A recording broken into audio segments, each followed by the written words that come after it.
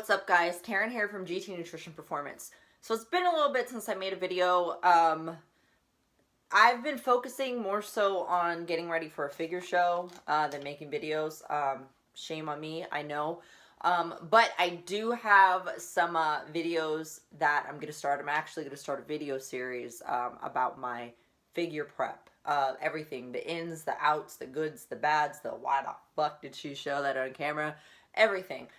Just to be like real, honest, and very transparent with you guys, because if you guys follow me on Instagram, I'm real. I have nothing to hide. So I just want to make sure I'm showing you guys everything with that. So be on the lookout for that. But for today, I want to talk about a conversation that myself and my client had today. And she was talking about her experiences working with 2 other coaches. She only had 2 other coaches before she came to me, and I happen to know who these 2 coaches are.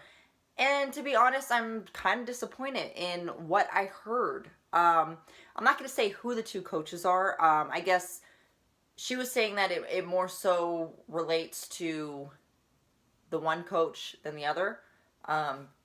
So I just want to like share some thoughts with that. And I'm not going to lie, things are probably going to get real. Because you know me, I keep shit real. If you guys watched my tough love video, yeah, it got real. So let's just get right into it. So when I was having this conversation with her today, she was saying that when she worked with the coach, she felt like she was just a number. She couldn't really ask questions to the coach. The only time she was allowed to ask questions is on her check-in day, once a week. So with me being a coach and me hearing that, I'm going to tell you right now, I think that's bullshit. Regardless of how busy you are as a coach, if you don't have time to answer an email or a text or something that may be very important to a client, but you're like, oh, whatever, wait till check-in. Shame on you. Shame on you. You shouldn't be fucking coaching if that's how you are. I'm sorry. We're getting real fast. The other thing is she felt like her coach didn't have time for her. Why are you coaching people if you don't have time for your client? Because I'm sorry, but you as a coach, it is your job to make time for a client. And you're the one who is leaving a positive impression on someone. Well, you're supposed to anyway. As a coach, I don't know if you coaches out there know this, but as a coach, your job is to be there for the client. Your job is to ensure that your client is happy. Your client is healthy. Your client can come to you with any questions, thoughts, doubts, whatever, because you're there to change their life. You're there to make their life better. So if that's you, shame on you. The next thing, they said that the coach that they had, well, the 2 coaches, because I was just referring to the one, but the 2 coaches now, they didn't take her medical condition into play whatsoever when it came to doing a nutrition protocol for her. That's a huge red flag. And to me, that's bullshit. Fucking bullshit. Because if you have someone that has a medical condition that could potentially hinder their results, you need to know about this. You need to ask about their medical history. Do they have any conditions? Because usually what would probably happen, if I had to make a prediction, is if this client is on a fat loss protocol with you and they're not losing weight, you're thinking, okay, they're not sticking to the plan, or they're lying to me on their check-in, or, you know, whatever. But that's not the case. They have a medical condition. And it just so happens with this specific client that I'm dealing with, she actually has hypothyroid. So meaning that for a fat loss, it is going to take more time. It's going to be a slower process for her. It just blows my mind that clients aren't being asked these questions. They're not being asked about medical conditions. They're not being asked about potential medicine that could affect their results. If you do that and you're a coach, shame on you. Shame on you, and why the fuck are you coaching? Sorry, I just had to say it. And she also said too how she felt like there was no one-on-one. Now look, when people come to me as like for coaching, they want me in their corner to help them get into the best shape of their life, to achieve a fitness goal that they never thought was possible for them to achieve. I am truly honored, and I take that shit seriously. And I'm not thinking to myself, oh hell yeah, I'm just getting paid. I'm just getting that paycheck. Oh, and I just got to put up with them for however many weeks, like 16 weeks or, whatever. No, I take that shit seriously, and I think to myself, I am going to do my best to ensure that my client gets the best results, gets complete access to me 24/7. I'm going to be there for them. I'm going to answer any questions. I'm going to encourage questions. Now, I know there are coaches out there who they have a lot of clients. And for some of these coaches, I'm not saying all of them. I'm not here bashing every single coach. But if you're a coach out there and you're watching this shit and you feel that I touched that fucking sore spot, you shouldn't be fucking coaching. You have some coaches that take on so many clients, right? And I'm not saying every single coach out there is like this, because I actually know some really great coaches.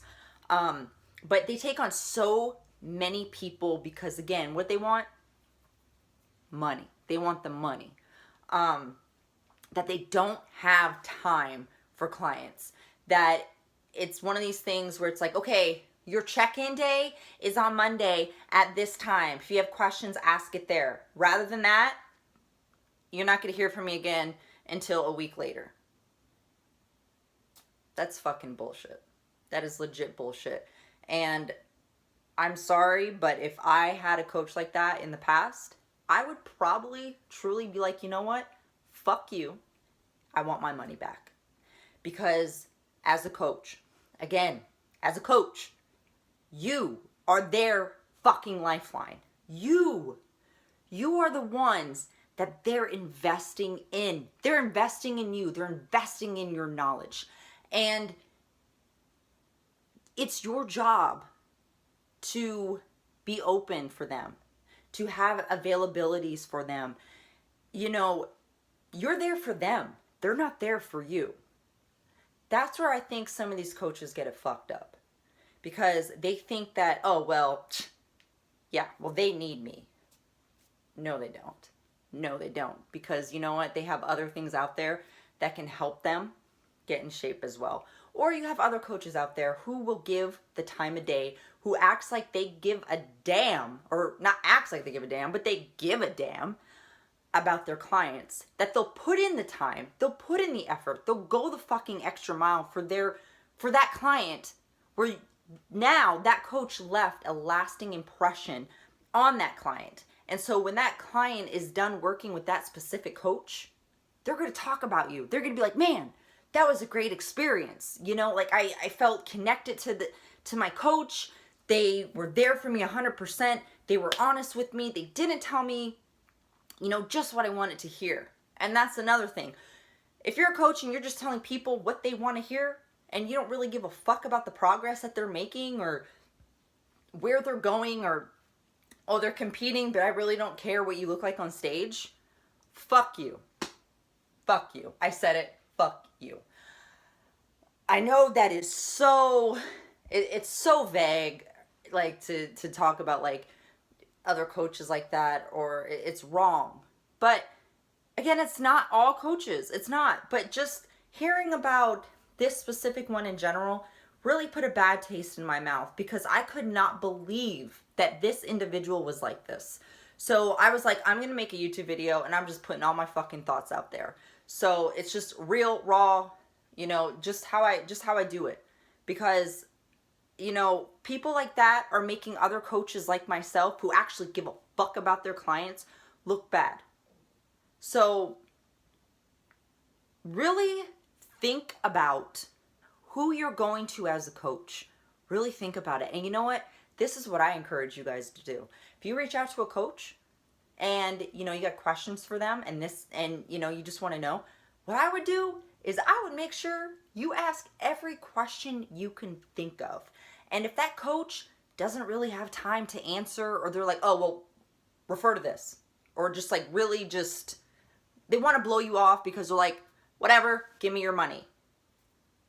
They're not for you. They are not for you. If you get a coach that is really like in depth and they, are really giving you a thoughtful answer, consider them. Consider them. And I know for me as a coach, no questions off limits. None. You can ask me whatever you want. So that's what it is. Like the problem with online coaching is that there's too many coaches out there. And to be quite honest, some of these coaches should not even be coaching, especially when it comes to people who have medical conditions that can affect their results. As a coach, it's your job. Well, this is how I see it. It's your job to be the good. You're helping people, because we live in a society where obesity is killing people.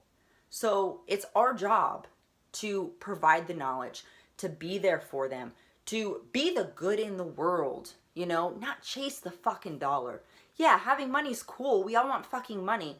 But at the end of the day, in my personal opinion, if it's about helping someone and having that person come back to you and say, hey, you know what? Thank you so much. Like, I really appreciate what you did. You changed my life. Yada, yada, yada, yada. To me, that's worth it. That's worth it. And no amount of money could buy that feeling that I get when I read something like that, because it's just a very overwhelming and joyous feeling. And honestly, my heart feels filled with joy and love, and just I'm doing something good. And that's what coaching is all about, in my opinion. That's why I took this on. So that's all I have, guys. Again, this isn't a bashing session of, all coaches, because not all coaches are like this. But there are the bad. I mean, you got the good, you got the bad. So, for any of you guys out there watching, just be aware. Just be aware of this, and ask questions before you sign up with them. Challenge them.